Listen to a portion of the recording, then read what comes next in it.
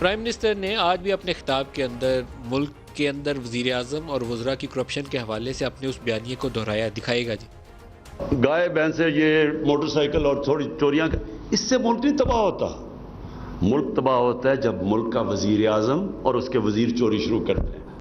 अज़मा बीबी, top level corruption ख़त्म होनी चाहिए, इसमें कोई मज़ायका तो नहीं है, मिल के कोशिश करें सर।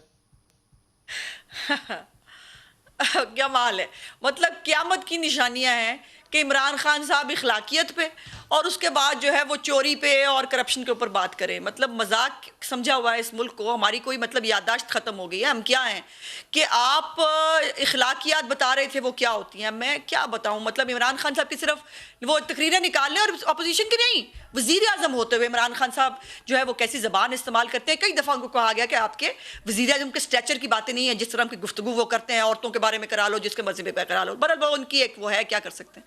दूसरी बात यह है कि उनको जो है उनको ये जोम है कि वो खुद बैठकर जो है वो क्लीन चिट दे लेते हैं सबको। उस्मान बुज़दार भी फारिग, दाऊद भी फारिग, नदीम बाबर भी फारिग, जहांगीर तरीन भी फारिग। शहबाज गिल साहब सिर्फ मुझे एक बात का जवाब दे दें, आपके साथ भी शायद हमने शो किया था जिसके ऊपर शहबाज गिल साहब ने बहुत बड़ी बड़ी बातें की थी। चीनी माफिया पे बस हमने हाथ डाल देना है और बस आप देखिएगा रिपोर्ट जो है इस पर आप हमें शाबाश दे दें। हमने कहा ले लें आप शाबाश, आप कार्रवाई कर लें। इस वक्त आपको पता है कि चीनी की कीमत दोबारा जो है वो 100 रुपये क्रॉस कर गई है।